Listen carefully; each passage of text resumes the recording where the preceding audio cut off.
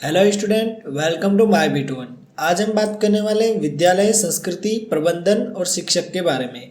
तो ये जो किताब है ये आपके है BSTC DLED सेकंड ईयर में। तो आज हम इस किताब का ओवरव्यू देख लेंगे, कौन कौन से इंपॉर्टेंट क्वेश्चन है, सब कौन क्या क्या इसका सिलेबस है, ये सारी चीज़ें अपन देख लेते हैं। प्रीवियस क्लास में मैंने आपको बता दिया था कि आप इस क्लास की PDF कैसे डाउनलोड कर पाएंगे और इम्पोर्टेंट क्वेश्चन कैसे प्राप्त कर पाएंगे, पुराने पेपर आपको कहाँ मिलेंगे। तो ये अगर आपको जानना है तो आप ऊपर आई बटन में प्लेलिस्ट विजिट करना, वहाँ पे फर्स्ट वीडियो मिल जाएगा। यस, आज अपन जो बात करने वाले हैं वो कर लेते हैं सिलेबस और इंडेक्स की बात कर लेते हैं, ठीक है। क्योंकि सिलेबस के बारे में आपको पता नहीं होगा तो आप बिल्कुल अच्छे से पेपर कर नहीं पाएंगे या अच्छे से प्रिपरेशन भी नहीं कर पाएंगे। इंडेक्स में कुछ इंपॉर्टेंट क्वेश्चन मैं आपको डिस्कस कराने वाला हूँ, जिसकी मदद से आपको पता रहेगा कि मेरे को जब भी पढ़ाई करनी है इन प्रश्न पर विशेष रूप से ध्यान देना है, ठीक है। प्रश्नों का संकलन विद उत्तर मैं आपको अवेलेबल कराऊंगा, उसको छोटा सा एक शुल्क आपको पे करना पड़ेगा, उसके लिए आप हमारी वेबसाइट पर जा सकते हैं। नेक्स्ट, चलिए अब अपन पाठ्यक्रम की बात कर लेते हैं। आज अपन विद्यालय संस्कृति प्रबंधन और शिक्षक इस किताब के पाठ्यक्रम की बात करेंगे, ठीक है। तो स्टूडेंट आपके टोटल 100 नंबर का पेपर होता है, ठीक है। आपके आंतरिक जो मूल्यांकन होता है वो होता है 30 नंबर का, बाह्य मूल्यांकन होता है वो होता है 70 नंबर का, ठीक है। तो टोटल 100 नंबर का आपके पेपर होता है। Sorry for background noise. Yes, तो मैंने आपको बताया कि टोटल आपके 100 नंबर का पेपर होता है और यूनिट वाइज अपन इम्पोर्टेंट टॉपिक देख लेते हैं एज ए सिलेबस। पहली जो आपकी यूनिट है विद्यालय की संकल्पना, ये 10 नंबर की है और इसमें सबसे पहला जो बिंदु दे रखा है वो दे रखा है विद्यालय की आवश्यकता क्यों है, विद्यालय के उद्देश्य क्या है और महत्व भी इसके दे रखे हैं, तो ये आप जरूर पढ़ें। विद्यालय की संकल्पना, इसमें मानवीय भौतिक वित्तीय प्रशासनिक संसाधनों के बारे में बता रखा है। अगला पॉइंट है इसमें बता रखा है विद्यालय के आधार, अधोसंरचना, कक्षा, मैदान, उपकरण, ये सारी चीज़ें कैसे क्या होनी चाहिए उसके बारे में बता रखा है। इसके अलावा दार्शनिक, मनोवैज्ञानिक, सामाजिक, प्रशासनिक और प्रवेश प्रक्रिया, ये सारी चीज़ें आपको देखने को मिलेगी। प्रभावी विद्यालयों की विशेषताएं क्या क्या होती है, सामाजिकता, स्तरीयता, परिणामात्मकता, विश्वसनीयता और विकासात्मकता, ठीक है। ये चीज़ आप ध्यान में रखें। अगला बिंदु है विद्यालय प्रबंधन, अभिभावक समुदाय एवं विद्यालय प्रबंधन समिति की भूमिका, क्या क्या उसकी भूमिका उसके बारे में बता रखा है। कल्याणकारी योजनाएं कौन कौन सी है, विद्यार्थियों के लिए और शिक्षकों के लिए अलग अलग दे रखी है, आपको पढ़नी पड़ेगी। विद्यालय एक सामाजिक संस्था के रूप में किस प्रकार काम करता है, सभी वर्ग के लोग आते हैं, सभी धर्म के लोग आते हैं, सभी जाति, जेंडर, समावेशी शिक्षा भी विद्यालयों में दी जाती है। तो ये जो इम्पोर्टेंट टॉपिक आपके सिलेबस में दे रखे हैं इसके अकॉर्डिंग ही आपको मैं क्वेश्चन सजेस्ट करने वाला हूँ। अब बात कर लेते हैं अपन इकाई 2 की, शिक्षा संचालन व्यवस्था, ठीक है। इसमें दे रखा है संवैधानिक प्रावधान के बारे में, संवृत्ति सूची के बारे में दे रखा है, RT एक्ट 2009 के बारे में दे रखा है, NCFTE 2009 के बारे में दे रखा है। उसके अलावा विद्यालय के बारे में, विद्यालय का अर्थ, इसकी संरचना और इसका संचालन किस प्रकार किया जाता है, ये जानकारी भी आपके दे रखी है। शिक्षा का क्षेत्राधिकार क्या है, केंद्र सरकार के कितने कर्तव्य, राज्य सरकार के कितने कर्तव्य और राज्य सरकार से इसको केंद्र सरकार में कब भेजा गया, समवर्ती सूची में समुदाय किस प्रकार काम करते हैं, ट्रस्ट किस प्रकार काम करते हैं, सारी जानकारी आपको मिलने वाली है। शिक्षा के क्षेत्र में केंद्र सरकार की क्या भूमिका है, राष्ट्रीय शिक्षा नीति किस प्रकार काम करती है, मानव संसाधन विकास मंत्रालय किस प्रकार काम करता है, राष्ट्रीय शैक्षिक संस्थाएं किस प्रकार काम करती है, केंद्र प्रदत्त आर्थिक सहायता क्या है, ये सारी चीज़ें अपन जब यूनिट को डिटेल में पढ़ेंगे तब बताने वाला हूँ, अभी सिर्फ सिलेबस डिस्कस कर रहे हैं। राज्य विधानसभा एवं मंत्रालय की शिक्षा के क्षेत्र में क्या भूमिका रहती है, शिक्षा का उन्नयन कराने के लिए वो जनप्रतिनिधियों द्वारा कौन कौन से प्रस्ताव लेके आते हैं, किस प्रकार संशोधन किया जाता है। इसके अलावा राज्य की शिक्षा व्यवस्था किस प्रकार की है और ये इसका मतलब होता है राज्य शैक्षिक व्यवस्था से संबंधित है ना, diet district institute of education and training उससे संबंधित है, ठीक है। तो इसकी कार्यप्रणाली किस प्रकार की है, सचिवालय क्या होता है, निर्देशालय क्या होता है, प्रशासनिक व्यवस्था, कार्यप्रणाली, ये सारी चीज़ें आपको पता होनी चाहिए। इस टॉपिक से आपके बहुत अच्छे क्वेश्चन आने वाले हैं। विद्यालय शिक्षा विभाग का ढांचा किस प्रकार का होता है, निर्देशक क्या होता है, अतिरिक्त निदेशक किसे कहते हैं, संयुक्त निदेशक कौन होता है, उपनिदेशक कौन होता है, जिला शिक्षा अधिकारी कौन होता है, ब्लॉक प्रारंभिक शिक्षा अधिकारी कौन होता है। गाइस यहाँ से ना बहुत सारे प्रश्न पूछे जाते हैं, आप पुराने पेपर देखना, अभी मैं आपको बताऊंगा। विद्यालय में शिक्षा संबंधी विभिन्न प्रशासनिक सहयोगी संस्थाएं कौन कौन सी है, राजस्थान प्रारंभिक शिक्षा परिषद की क्या भूमिका है, इनकी स्थापना कब हुई और विद्यालय के साथ इनका क्या संबंध है, ये सारी चीज़ें अपन देखने वाले हैं। आगे बढ़ने से पहले मैं आपको बता दूं कि हमने ये जितने भी आप टॉपिक देख रहे हैं इनका डिटेल सॉल्यूशन वीडियो क्लास बना रखी है, ऑलरेडी पीडीएफ भी बना रखी है। उसके लिए आप हमारा कोर्स जरूर इनरोल करें। हमारी जो वेबसाइट है उस पर जाके आप कोर्स परचेज कर सकते हैं बिल्कुल ही कम शुल्क में, 2 पार्ले जी के शुल्क में आप क्या कर सकते हैं, हमारा जो कोर्स है उसको परचेज कर सकते हैं। ठीक है, तो उसमें हम आपको एक ही वीडियो मिलेगी, एक वीडियो को देखकर आप क्या कर पाएंगे, यहाँ उस पीडीएफ को पढ़ के आप क्या कर पाएंगे, बड़े आराम से अपनी तैयारी कर पाएंगे। ठीक है, एक बार आप पढ़े, मतलब एग्जाम से पहले वो पीडीएफ अगर देख लेंगे तो मैं ऐसा मान के चलता हूँ कि आपके 70% बन रहे होंगे तो 90 बनने लग जाएंगे, 30% ऑटोमेटिकली बढ़ जाएंगे, क्योंकि बहुत अच्छे प्रश्नों का मैंने वहाँ संकलन कर रखा है। नेक्स्ट, इकाई नंबर 3 की बात करें तो इसमें विद्यालय के प्रकार के बारे में दे रखा है। विद्यालय की संरचना किस प्रकार की होती है, प्रशासनिक और अकादमिक स्तर पर इनके प्रकार और प्रक्रिया दे रखी है। केंद्र सरकार द्वारा संचालित विद्यालय किस प्रकार के, केंद्रीय विद्यालय की बात करेंगे, सैनिक स्कूल, नवोदय विद्यालय की अपन बात करने वाले हैं। राज्य सरकार द्वारा संचालित कौन कौन से विद्यालय, जैसे प्राथमिक, उच्च प्राथमिक, माध्यमिक, उच्च माध्यमिक, आवासीय विद्यालय, मदरसा, संस्कृत विद्यालय की भी अपन इसमें डिटेल स्टडी करने वाले हैं। और यहाँ से बहुत सारे क्वेश्चन पूछे जाते हैं। नवोदय विद्यालय से अक्सर प्रश्न पूछे जाते हैं, बहुत सारे प्रश्न। निजी विद्यालय की अपन बात करने वाले हैं। विशिष्ट विद्यालय की बात करेंगे, गुरुकुल, कांगड़ी और पब्लिक स्कूल के बारे में बात करेंगे। कॉमन स्कूल सिस्टम क्या है इसके बारे में बात करेंगे। राष्ट्रीय शिक्षा नीति 1986 के बारे में बात करेंगे। कॉमन स्कूल सिस्टम के आयाम कौन कौन से, कॉमन स्कूल सिस्टम की विशेषताएं क्या क्या, इसके अलावा आरटी एक्ट 2009 का तुलनात्मक अध्ययन भी अपन करेंगे। अगले यूनिट अपन देखेंगे यूनिट नंबर 4, इसमें विद्यालय संस्कृति और परिवेश के बारे में बात करेंगे। विद्यालयों में बच्चों को औसत और श्रेष्ठ श्रेणियों के वर्गीकरण की बात करेंगे। विद्यालयी प्रवृत्तियां एवं अनुशासन की बात करेंगे। राष्ट्रीय एवं धार्मिक पर्व, जयंतियां, उत्सव तथा उनमें निहित संदेश, वार्षिकोत्सव, शनिवारी गतिविधियां, प्रार्थना सभा द्वारा भ्रातृत्व भाव, राष्ट्र प्रेम, आपसी मेलजोल, सांस्कृतिक एकता, सामाजिक एकता के संदेश की समझ का विकास जानेंगे। नैतिक शिक्षा क्या है, योग शिक्षा के मूल्य किस प्रकार के, बच्चों में अनुशासन का विकास किस प्रकार कर सकते हैं, विद्यालय समय सारणी क्या है और राज्य सरकार की उसमें क्या धारणा है, शिक्षक का क्या रोल है, विद्यालय एवं विद्यार्थी में किस प्रकार का संबंध है, विद्यालय परिवेश कैसा होना चाहिए, मूलभूत संकेतक, विद्यालयों में ध्वज कैसे होना चाहिए, गणवेश, लोक संदेश वाक्य, ये सारी चीज़ें अपन इस यूनिट में डिटेल स्टडी करने वाले हैं। अगली यूनिट है शिक्षा का नीति शास्त्र। इसमें नीति शास्त्र का आशय जानेंगे, स्वरूप जानेंगे, ये चीज़ अपन सीखने वाले हैं। इसके अलावा अपन बहुत सी चीज़ें जानने वाले हैं, जैसे मूल्य का अर्थ क्या होता है, मूल्य के प्रकार कौन कौन से हैं, जैसे मूल्य का अर्थ, मूल्य के प्रकार। उसके अलावा शिक्षा का नैतिक मूल्य, प्रत्यय, शिक्षा और नैतिकता में संबंध। इसके अलावा आधुनिक नैतिक द्वंद्व, शिक्षा क्या होती है, शिक्षक नीति शास्त्री क्या होती है, समाधान क्या होते हैं, उत्तरदायित्व क्या होता है, सहभागिता और नैतिक साहस के बारे में अपन जानने वाले हैं।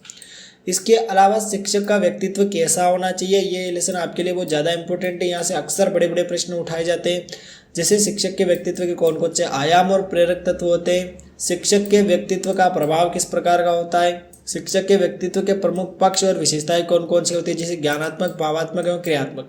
यहाँ से कई बार बड़े बड़े प्रश्न उठा के पूछे गए, जो स्टार कर रहा है उनको आप पढ़ लें। पूर्वाग्रह मुक्त एक टीचर कैसे होता है, इसके बारे में भी आप जरूर पढ़ना। शिक्षक एवं अनुसंधान की यदि हम बात करें तो अनुसंधान की परिभाषा दे रखी है, प्रकार दे रखे हैं, प्रक्रिया दे रखी है और महत्व के बारे में बता रखा है। विज्ञानप्रक दृष्टिकोण का विकास किस प्रकार होता है, अधुनातन ज्ञान को जानकारी, नवाचार की समझ, सकारात्मक सोच किस प्रकार टीचर में होनी चाहिए, उसके बारे में दे रखा है। क्रियात्मक अनुसंधान का क्या आशय होता है, क्या विशेषता होती है, कौन कौन सी प्रक्रिया होती है, उदाहरण सहित समस्याओं की सुझावात्मक सूची हम बना सकते हैं।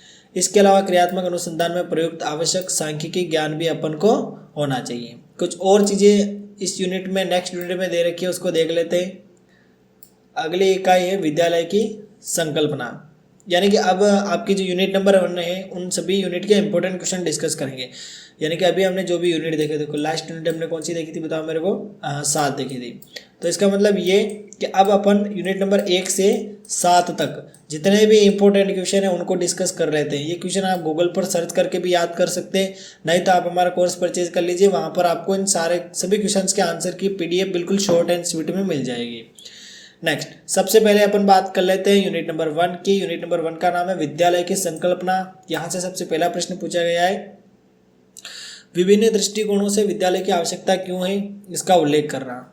विद्यालय के 2 महत्वपूर्ण उद्देश्य आप बता सकते हैं। विद्यालय से तात्पर्य एवं महत्व के बारे में आप वर्णन कर सकते हैं। विद्यालय में छात्र के प्रवेश की प्रक्रिया का वर्णन आप कर सकते हैं, बहुत आसान है, कोई दिक्कत नहीं होगी इसमें। उसके अलावा अगला प्रश्न है प्रभावी विद्यालय की किन्हीं 2 आवश्यकताओं के बारे में बता सकते हैं। इस प्रश्न को 3-4 और तरीके से पूछा गया है, एक ही प्रश्न को घुमा घुमा के पूछ रखा है, तो ये आप अथवा वाले आप देख लें कि मतलब लैंग्वेज कैसे चेंज करके पूछता है, बाकी क्वेश्चन सेम है।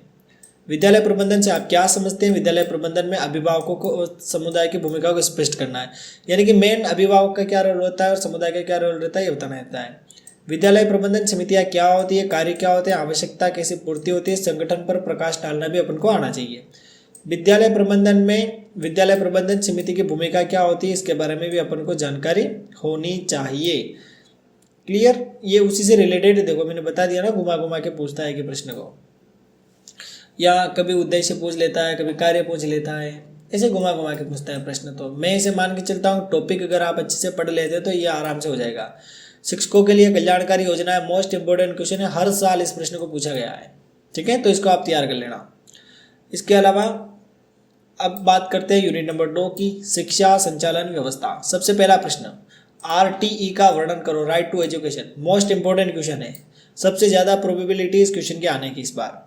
राष्ट्रीय पाठ्यक्रम संरचना शिक्षक शिक्षा के महत्व के प्रभाव को बताइए, आप बता सकते हैं, यानी कि किस प्रकार ये टीचर ट्रेनिंग करवाती है, या ये अपने से संबंधित है, जो BSTC का स्टूडेंट है, जो B.Ed का स्टूडेंट है, ठीक है, ये एक विभाग है जो ट्रेनिंग करवाता है।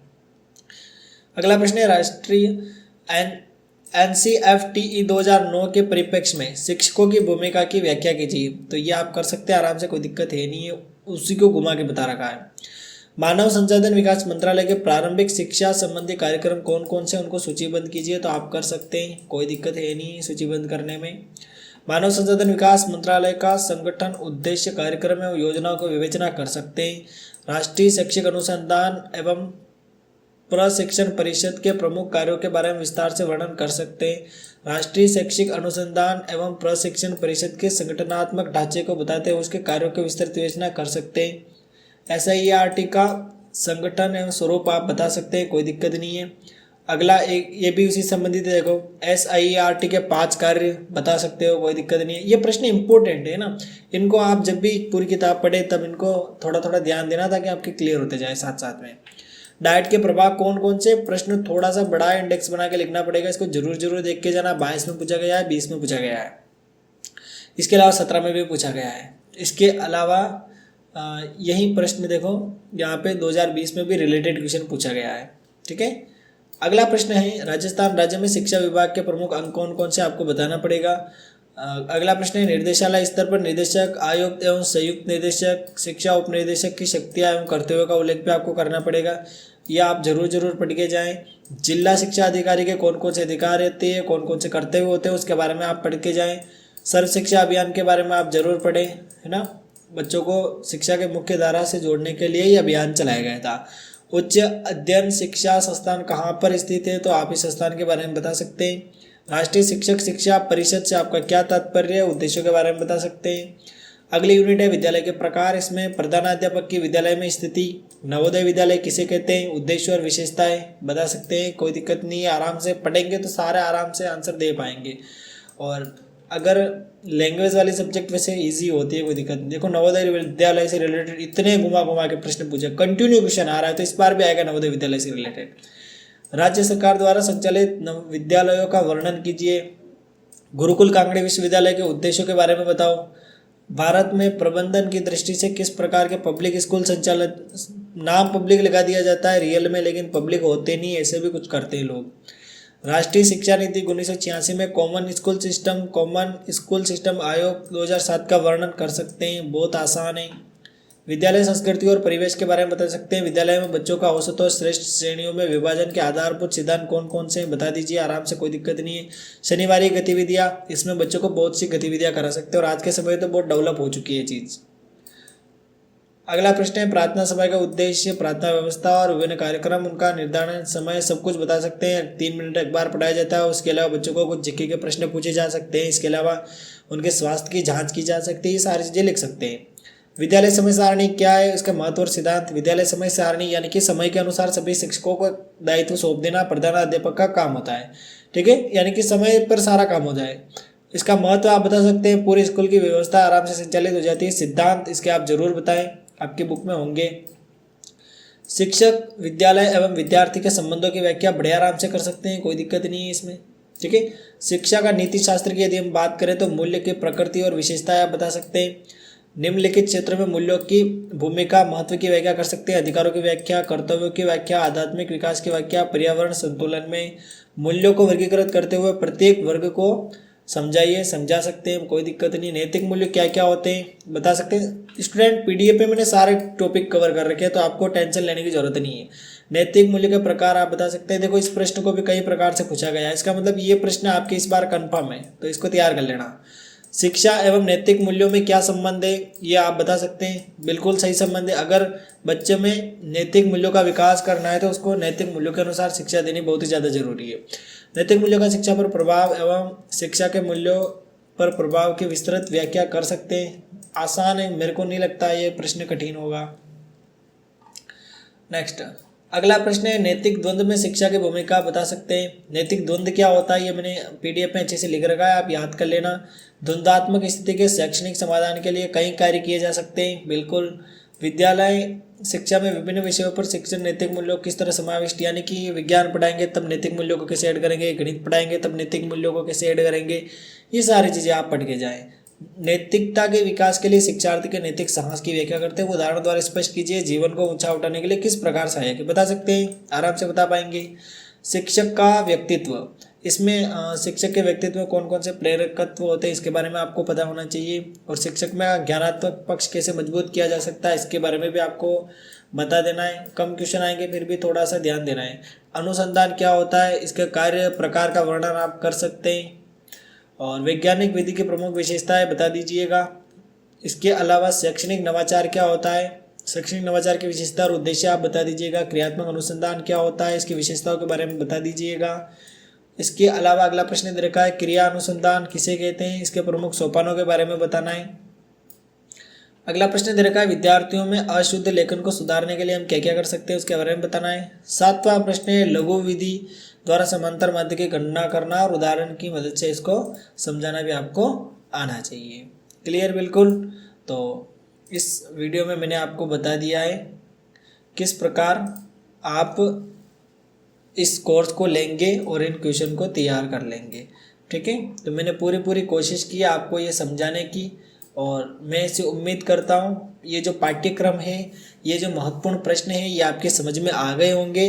अब इनकी प्रिपरेशन आपको कैसे करनी है, या तो अभी जो आप वीडियो देख रहे हैं है ना, इसी वीडियो के ऊपर आई बटन में, यूट्यूब पर देख रहे हैं तो आई बटन में आपको एक ऑप्शन मिल जाएगा, वहाँ से आप क्या कर सकते हैं, बड़े आराम से प्लेलिस्ट पर जा सकते हैं और प्लेलिस्ट को शुरू से देखेंगे तो आपको सारी बातें समझ में आ जाएगी। और यहाँ पर मैं बिल्कुल फ्री वीडियो क्लास ऐड कर दूंगा, जिसको देख के आप पेपर दे के आना, आपको कोई दिक्कत नहीं होगी, ठीक है। इसके अलावा आपको कोई क्वेरी है तो आप मेरे को कमेंट में ज़रूर बता देना। मिलेंगे किसी नेक्स्ट वीडियो में, तब तक के लिए बाय बाय। जय हिंद, जय भारत।